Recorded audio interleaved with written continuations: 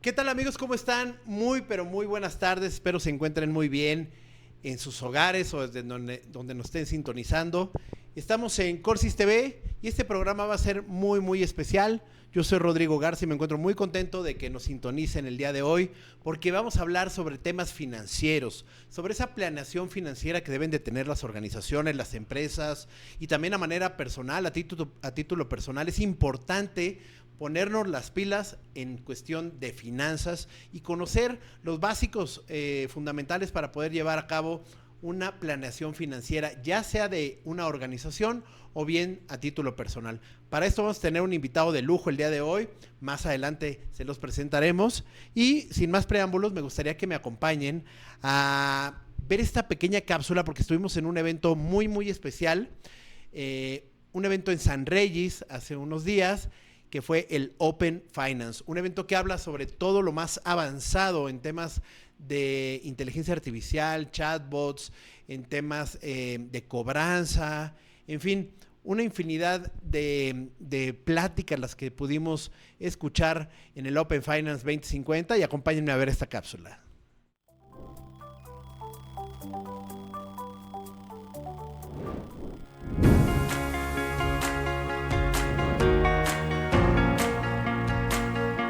¿Qué tal, amigos de Corsis TV? ¿Cómo están? Nos encontramos aquí en San Reyes, en la Ciudad de México, en Paseo de la Reforma, uno de los hoteles más exclusivos de la ciudad. Y aquí se celebra cada 6 meses un evento muy importante. En esta ocasión es el Open Finance 2050. Se encuentra lo más destacado de la industria financiera, fintech y sobre todo a la vanguardia con tecnología de inteligencia artificial. Acompáñenme a dar un breve recorrido para conocer las instalaciones, a los sponsors, a los speakers y todo lo que sucede en este gran evento.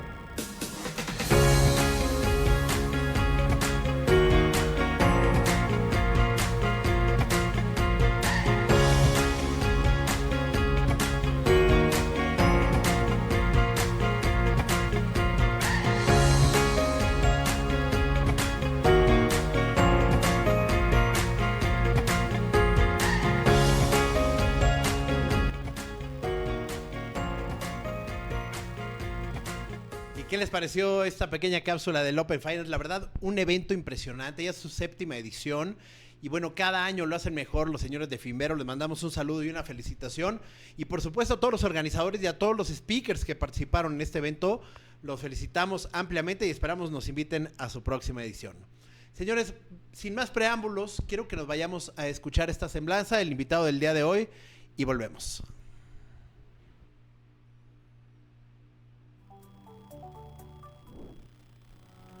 Cipriano Garza Treviño nació en Monterrey, Nuevo León, el 20 de junio de 1949. Desde joven mostró una firme vocación de servicio y liderazgo, forjada en parte durante su paso por el seminario, donde fortaleció sus valores éticos y su compromiso con los demás. Estudió Contaduría Pública y Administración de Empresas en el Tecnológico de Monterrey y más tarde una maestría en áreas económico-financieras, enfocándose en presupuesto, control financiero y administración pública. Con una trayectoria docente de más de 5 décadas, ha sido catedrático en instituciones de gran prestigio como la UNAM, el TEC de Monterrey y el ITAM, formando generaciones de profesionales en finanzas públicas y gestión presupuestal. En el servicio público, ha ocupado puestos clave como director de presupuesto en la SEP y Salud, así como Contralor General en instituciones como el Colegio de Bachilleres, Bansefi, NAFIN y la Comisión Nacional Bancaria y de Valores. Cipriano Garza se ha distinguido por impulsar la transparencia, la eficiencia financiera y la modernización institucional, siempre con ética, conocimiento y vocación. Su legado sigue vivo y en cada aula, en cada servidor público y en cada joven que ha inspirado. Estamos aquí de vuelta en el estudio. Ahora sí, bienvenido, maestro. ¿Cómo estás? Hola, ¿qué tal, Rodrigo? Bueno, pues bienvenido a esto que es Corsis TV. Nos interesa mucho, después de conocer toda esta amplia trayectoria, pues que platiquemos sobre temas fundamentales de finanzas, ¿no? La planeación financiera en 4 rubros, que es el PIB per cápita, la tasa de interés, la inflación y el tipo de cambio. ¿Por cuál quieres que comencemos? Primero por la economía, que es el Producto Interno Bruto de un país. Ok. ¿En qué influye? ¿Cómo se debe medir? ¿Y qué impacto tiene en las empresas? Bueno, realmente lo que vamos a hablar es del PIB sectorial. Es decir, el PIB se compone en todos los países en 3 grandes rubros. El PIB de la parte primaria, lo que es básicamente agropecuario, silvicultura y pesca. De la parte secundaria, que es la industria. Y de la parte terciaria, que son los servicios. Okay. La mayor parte de las empresas mexicanas ahora están enfocadas en los segundos y en los terceros sectores. Okay. Es decir, casi no tenemos ninguna empresa bursátil en el sector agropecuario. La mayor parte de empresas bursátiles, que son las más grandes, están en el sector industrial y en el sector de servicios. El sector industrial se compone de 4 áreas: lo que es la minería, la manufactura, lo que es la electricidad, el agua, y lo que es la industria y la construcción. Okay. El sector de servicios se compone del comercio, de comunicaciones y turismo, transportes, de los servicios financieros y de todos los demás otros servicios. Ahí están, por ejemplo, el turismo, está la parte escolar, está la parte de hoteles y de hospitales, etcétera. Okay. En lo que es más fuerte en México es el sector de transformación, la industria de transformación, y últimamente en la industria de servicios también. Es decir, en comercio, sobre todo comercio exterior. Correcto. Somos grandes exportadores. Que eso tiene mucho que ver también con el tipo de cambio, ¿no? Y cómo nos impacta. Somos el principal socio comercial de Estados Unidos. Ok, y por eso ahorita el tema arancelario pues está tan delicado, ¿no? Estoy de acuerdo. Ahora, México ha tenido un problema también a través de los años. Es decir, es bueno ser el principal socio comercial de Estados Unidos, pero también es muy peligroso. Porque dependemos solo Dependemos de las decisiones de nuestros vecinos. Y si está de buenas o de malas el señor presidente y nos cambia las condiciones, pues tienen un impacto significativo, obviamente, en la industria, ¿no? Sí, por eso mismo ahorita las empresas tienen que estar hablando de escenarios, diferentes escenarios, de acuerdo con lo que le aprueba el Congreso de Estados Unidos a su presidente. Y estamos hablando de aranceles, estamos hablando de cuotas de exportación, estamos hablando de limitaciones para ciertos productos mexicanos. Ahorita nos acaban de quitar o ya nos autorizaron otra vez el permiso para exportar ganado en pie por el gusano barrenador. Sí. Pero muchas empresas están ahorita muy preocupadas porque no saben calcular las ventas que van a tener para este año y para el próximo año, porque depende mucho de las condiciones que fije el gobierno de Estados Unidos. Y eso es justo, ¿no? La planeación que debe tener un gobierno, las organizaciones, las empresas, todo basado a lo mejor en las decisiones que pueda tomar un país vecino y que tiene un impacto pues determinante directo, digamos, a la industria mexicana. Sí, en finanzas se habla de diferentes escenarios, desde los más positivos o los más optimistas hasta los más negativos.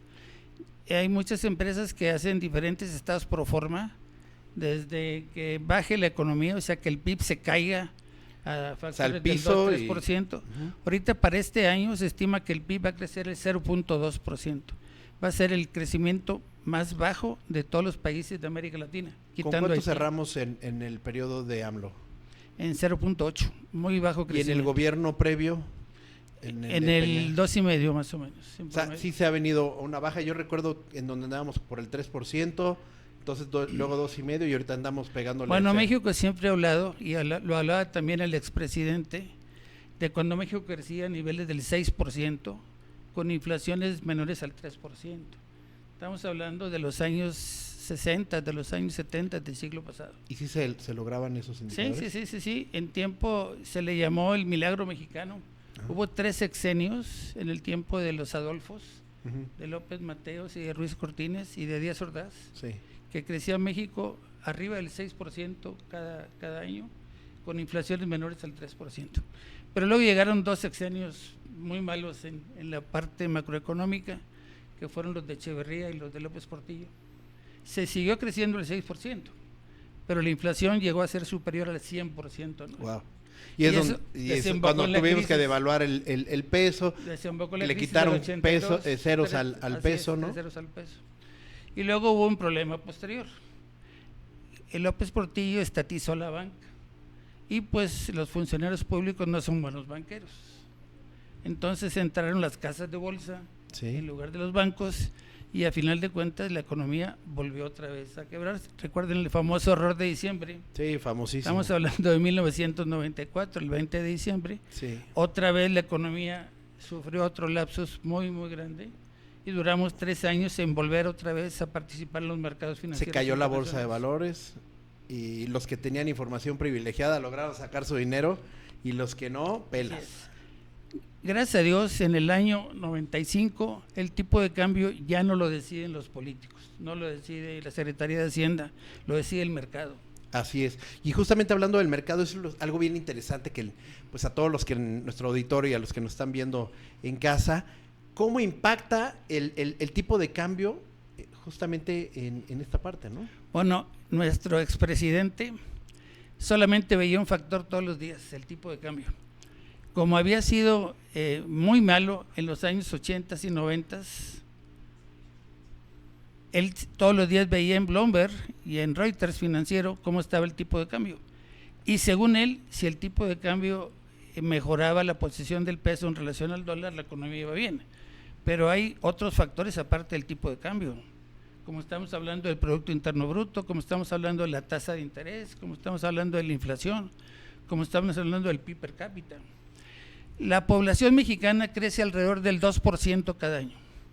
Entonces, si el PIB crece menos del 2%, en lo que hablamos del PIB per cápita, que es dividir el PIB entre la población, disminuye. Entonces, en el sexenio de López Obrador, la población creció al 1.9% y el PIB creció menos del 1%. Es decir, todos los mexicanos nos volvimos más pobres en el sexenio pasado. Y este año va a ser peor. Este año el PIB pronóstico es de menor crecimiento. Del 0.2, si es que es positivo. Hay muchos factores que pronostican una recesión para este año. Hablando de eso, ¿qué te parece si vamos a ver una cápsula financiera y volvemos para seguir platicando de esto? De acuerdo.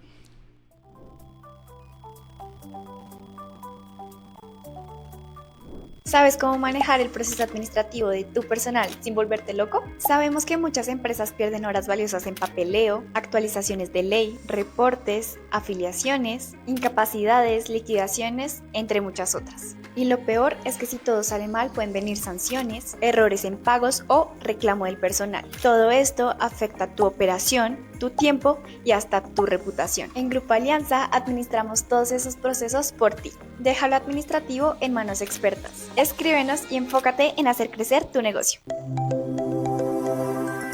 Oigan, y después de esta pequeña cápsula, pues sí, comentarles que justamente en Grupo Alianza y Corsi Latam tenemos expertos en temas de finanzas y tenemos un servicio justamente especializado para que puedan tercerizar con Grupo Alianza toda la parte de administración financiera de las empresas. Muchas veces hay empresas pequeñas que no tienen un área fiscal, contable, etcétera, que les conviene pues tercerizar ese servicio y bueno, para eso el comercial que acabamos de ver. Pero bueno, estábamos muy entretenidos con la conversación. Continuemos, por favor. Bueno, recuerden que el PIB se compone de 4 factores. El más importante es el consumo. Más o menos el 60% del PIB es el consumo. Luego tenemos la inversión, que es alrededor de un 25%, y luego tenemos las exportaciones, que es alrededor del 15% del PIB, Okay. y se le restan las importaciones. En este sexenio yo creo que sobre todo el factor de inversión va a ser muy malo. La inversión la podemos dividir en inversión pública y en inversión privada. La inversión privada debe ser 2/3 partes del PIB en inversión, y la inversión pública debe ser 1/3 parte. Pero los privados no van a invertir si no hay algo que se llama certeza. Es decir, si no hay certidumbre, difícilmente la gente invierte. Claro. Y para que haya certidumbre tiene que haber reglas claras y no estar cambiando la normatividad. Recuerden que el día de ayer se autorizaron alrededor de 6 nuevas leyes que ni siquiera fueron discutidas en el Congreso. Se las dan a los diputados por la noche y las aprueban al siguiente día por la mañana. O sea, ni siquiera tienen tiempo de leerlas. Y así las están aprobando. Entonces la certidumbre pues es muy Y eso escasa. en los mercados internacionales pues genera mucha inestabilidad. Sobre todo las inversiones son a largo plazo. Entonces, ¿quién va a confiar en un país como México que no te da reglas claras a largo plazo? Y no tenemos ya ninguna institución que defienda a los inversionistas. El INAI cuando menos transparentaba la información. Acuérdense que acaban de eliminar al INAI. Entonces, Sí. ¿en qué información de gobierno se va a confiar? Yo creo que va a pasar lo mismo con López Obrador cuando decía, yo tengo otros datos. Y ya con otros datos, pues no importaba lo que publicara Hacienda, o lo que publicaba Banco de México, o la Comisión Nacional Bancaria. Era lo que el señor expresidente decía, Claro. y para mucha gente esa era la información oficial. Correcto. Y bueno, hablando de esta inestabilidad, ¿cuáles son los sectores que consideras pueden crecer en este sexenio? Es decir, por ejemplo, el automotriz, se sabe que muchas empresas, por ejemplo, chinas, están llegando a México. ¿Cuáles son las que crees que van de salida o van a bajar, van a tener mayor afectación y cuáles van a crecer? Bueno, Donald Trump tiene fijación por la industria automotriz. Él quiere que Estados Unidos otra vez sea el gran productor de vehículos. Quiere que sobre todo el estado de Michigan, Detroit, vuelva a ser otra vez una gran fábrica de automóviles. Tanto que detuvieron la fábrica de Tesla que estaba en Nuevo León, ¿no? Así que se iba a poner en Nuevo León. Se iba a poner en Nuevo León. Y ya está prohibiendo si va a venir BYD aquí a México. Y está prohibiendo que se venga a México, lamentablemente se va a ir a Brasil. ¿Ah, sí? Entonces yo creo que este sexenio va a ser muy malo en cuanto a crecimiento de la parte automotriz. Ok, Quizá crezca un poquito México en autopartes. ok. Y muchas de esas autopartes son chinas, pero producidas en México. Nuevo León tiene un parque industrial solamente de empresas chinas. Entonces hay una gran cantidad de empresas de autoparteras que están en el norte del país. Esas van a seguir produciendo de acuerdo a lo que se firme en el nuevo TEMEC. Recordemos que el año que entra se vuelve a analizar el TEMEC. Eso es muy interesante. Obviamente la Secretaría de Economía, Marcelo Ebrard y todo su equipo, pues dicen ya estarse preparando para esa negociación, pero ¿qué es lo que nos puedes comentar de acuerdo a tu percepción de los escenarios actuales, globales, respecto a esta relación México, Estados Unidos y Canadá? Bueno, yo creo que Estados Unidos no se puede pelear con todo el mundo. ¿No? Es decir, no nos podemos cambiar de vecinos, ni ellos se pueden cambiar de vecinos. Entonces, Canadá y México son los únicos dos vecinos importantes de Estados Unidos. No se puede pelear con ellos. Se peleó con la Unión Europea, se peleó con China. Ahorita con Se España. está peleando con Japón. Bueno, lo de España tiene que ver básicamente por la OTAN. Esa Sí. es una cosa independiente. Sí, que no invertía en No, temas. lo que tiene que ver en la parte de producción. Hasta ahorita China es la gran fábrica del mundo. Entonces China produce con exceso diferentes artículos. Entonces muchos artículos que vende China al exterior los vende a precios muy reducidos, es decir, están muy subsidiados. Y hablando de Abajo de- costos, abajo del precio del mercado. vende a costo variable, porque ya depreció sus costos fijos. Entonces tú no puedes competir. Por ejemplo, un carro BYD o una camioneta SUV que cuesta 500,000 pesos compite con una camioneta Tesla de 1,000,000 de pesos Así es. y son similares. Entonces, ¿quién va a preferir una camioneta que cuesta el doble, que contiene algo muy similar? Sin características. Entonces no puede competir ahorita la industria de Estados Unidos automotriz con la industria china. Y en esa parte de las autopartes, muchas empresas también, derivado del tema de los aranceles, hicieron su planeación financiera adquiriendo mucha autoparte, mucho inventario, y hoy tienen ese problema también de sobrestock. Así es. Es decir, cuando hay incertidumbre, las empresas tienen que cubrir riesgos, y un riesgo es el desabasto en la parte industrial. Una planta que es autopartera o una planta que es automotriz tiene que estar uniendo diferentes productos de diferentes empresas y muchas de esas de diferentes países. Entonces hay 3 o 4 elementos que no se producen en el país que tienen que importarse, como es el litio, por ejemplo. Sí. Entonces muchas camionetas no se pudieron fabricar, sobre todo las híbridas, porque les faltaba una crisis litio. del litio hace poco, ¿no? Sí, les faltaba litio para sus acumuladores. Así es. Entonces ahorita si usted quiere una camioneta de determinada marca, a veces tiene que esperarse 6 u 8 meses porque no las hay en inventario. Correcto. Bueno, pues eso es algo muy, muy impactante. Estamos viendo entonces de esos 4 factores ahí, justamente el PIB, la tasa de interés, la inflación y el tipo de cambio. Pasemos al siguiente factor, que sería la inflación. La inflación. La inflación se provoca por diferentes factores, principalmente por el exceso de masa monetaria. Okay. Es decir, si el Banco de México se dedica a cubrir los préstamos imprimiendo billetes, eso automáticamente, y no hay incremento en la producción, eso automáticamente crea inflación. Otro factor de la inflación es la inflación importada, pero lo más importante es lo que se llama la inflación subyacente, la que no implica ni energéticos ni alimentos, porque son precios muy volátiles, tanto los alimentos como los energéticos. El Banco de México tiene como meta de inflación que sea alrededor del 3%, okay, más o menos un punto. Ahorita la inflación está en el 4.51, está un poquitito arriba de la tasa más alta. Yo creo que no debió haber, bueno, en mi opinión, ya no debe de seguir bajando las tasas de interés. Ya no. Están ahorita en el 8%, y de acuerdo con lo que es el costo del dinero en México, pues por el riesgo país, Estados Unidos está en el 4.5, y México está en el 8. O sea, tenemos un spread de 3.5, ya es un spread muy corto. Eso puede hacer que salgan muchas de las inversiones de fondos extranjeros que fundamentalmente compran CETES. Sí. CETES está en un retorno del 8% sin ningún riesgo. Que es por eso que muchos estuvieron invirtiendo acá, también empresas estadounidenses y demás, metiendo su dinero por el tipo de cambio. Muchos fondos de inversión. Por los fondos de inversión. Es más, se trajeron dinero que producía tasas del 2 o el 3% y lo pasaron a CETES cuando estaban al 11 y el 12%. Claro. Pero CETES está ahorita en el 8%. Entonces, si siguen bajando el retorno, yo creo que va a haber mucha salida de fondos de inversión extranjeros. Oye, ya estamos concluyendo con nuestro último tema. No sé si nos quieras también dar algún otro comentario. Sí, había que hablar un poquito de las tasas de interés y del tipo de cambio.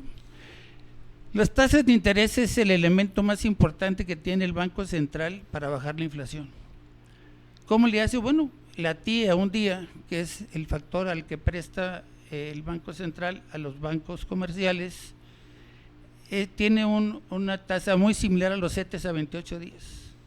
Entonces, ahorita le acaban de bajar 50 puntos base. Yo creo que en este año, a lo más que podría bajar a diciembre de este año es al 7.5. Obviamente, por el otro lado está lo que es el WACC, el costo del dinero. Si el dinero está muy caro, pues hay menos inversión, porque el retorno va a ser más complicado. En Estados Unidos, el presidente Trump le está exigiendo a la Fed, a la Reserva Federal, que baje las tasas de interés. Sí. Pero es importante que la banca central sea autónoma, en el caso de Estados Unidos del Tesoro, en el caso de México de la Secretaría de Hacienda. Entonces yo creo que la tasa de interés va a andar alrededor de 7.5 para diciembre de este año. Que no dependa de nadie, sino que sea totalmente autónoma para que... Y el tipo de cambio, bueno, sí se ha beneficiado por varios factores. Primero, por la balanza comercial. Correcto. El segundo, por las remesas. El tercero, por el turismo. Y el 4, por el precio del petróleo. Entonces son 4 factores que nos han ayudado a que el tipo de cambio se revalúe un poquito. Pero eso le ayuda a los importadores y le perjudica a los exportadores. Sí. Entonces, pues casi todo en finanzas tiene pros y contras. Entonces hay que evaluar cada uno de los factores. Y lo importante es que las finanzas corporativas tengan diferentes escenarios en sus presupuestos para el próximo año. Bueno, pues la verdad, todo un placer el tenerte el día de hoy aquí con nosotros en esto que es Corsis TV, todo un experto en finanzas, conociendo pues toda la banca pues en todos estos años, ¿no? La Comisión Nacional Bancaria de Valores, Nacional Financiera, Bansefi. Y bueno, muchísimas gracias por todas estas explicaciones para todo nuestro auditorio, porque muchos de nosotros no sabemos hacia dónde vamos. Y sí les voy a decir hacia dónde vamos, porque, bueno, muchísimas gracias por estar con nosotros. Y nos vamos con esta cápsula, porque estuvimos en América Digital, señores y señores, un evento que, bueno, nos encantó y por ahí se los dejamos. Gracias y nos vemos en la próxima.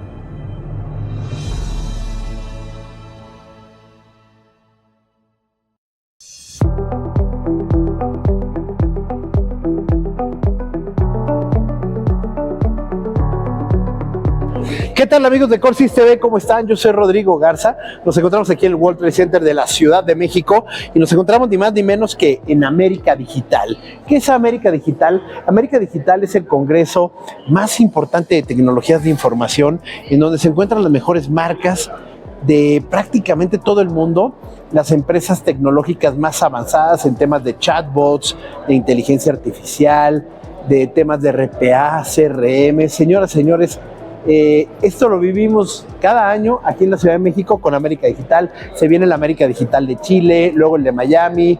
Y bueno, como pueden ver, acompáñenme de este lado. Se encuentran algunas de las banderas de este congreso latinoamericano. La bandera obviamente aquí de Estados Unidos. Tenemos aquí obviamente las demás banderas de los otros países que son participantes. Aquí está, bueno, pues parte de los conferencistas y expositores que estuvieron en este evento. Toda la parte de IA y transformación digital. Ya no hay empresa que no pueda vivir sin tecnologías de información e inteligencia artificial. Toda la parte de las conferencias, hubieron 3 salas, toda la parte de banking and fintech, seminarios internacionales y una serie de expositores expertos en banca y en diferentes temas. Amigos de Corsis TV, para la próxima, si no vinieron, vengan al Congreso de América Digital y por aquí nos vemos. Yo soy Rodrigo Garza y nos vemos en la próxima.